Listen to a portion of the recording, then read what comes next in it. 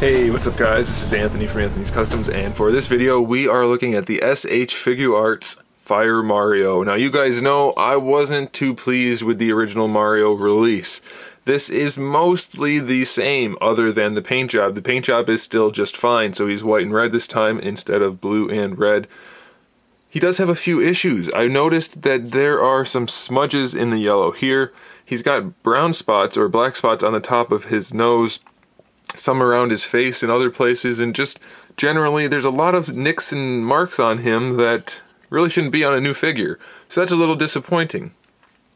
Something else I noticed, one of his knee joints is a different color. Maybe you can't tell on camera, but this whole leg, the joint and everything is all the same color. On this leg, the red for the knee is much darker. It's not a huge deal, but it's something worth mentioning. From the front it's not obvious, so it doesn't make a difference. On the back it is. I could probably fix the parts on the face with not too much effort, since the face is molded in that peach skin color, so I don't have to worry about that coming off, but I shouldn't have to. The eyes do look good though. The paint job in the mouth is still good with those two different shades of red and the white teeth. We have an wow, let's see if I can say this without not saying it. We have the white and red emblem on his hat. The hat is a slightly darker shade of white than the white on the emblem itself, which I think is intentional because we have the same issue with the gloves. They're slightly whiter than the rest of the outfit, which is a good thing. It looks all right. One thing that's not too good is the hat itself is painted, so you can see a little bit of the pink from the skin color coming through at the seam where the bill of the hat is. So that's a little bit disappointing. Articulation's all the same from the original figure, except I noticed, and I don't think this was on the original, this head has a little bit of play in it. You can bring it up a little bit to help you rotate it from side to side. If you leave it all the way down, you're not really getting much out of it. But this guy, before he pops off, it's got kind of an extra spot there. So that's an improvement, which I'm happy to see. It does look kind of ugly, but it's definitely an improvement. So I'm okay with that. I'm pretty happy with that. So we have the Fire Mario, pretty much the same as before, slightly better in the neck. Paint job still kind of iffy. As far as the back panel, we had to buy an extra set in order to get the alternate back panel for the original Mario. He comes with his. So if you need that, if you need to use the flight stand or the display stage, you can do that. Just swap those out.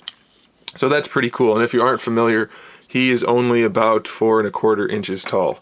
As far as accessories go, he's got a different batch. He comes with a fire flower, which I think is kind of funny, just because if he's Fire Mario, this doesn't exist anymore, he already got it. But that's okay, we can still use it, and it's still a cool accessory. They did a decent job with it, so I'm alright with that. And you can see at that little cut right there, this can swivel. I don't know if you need to do that or not, but it can.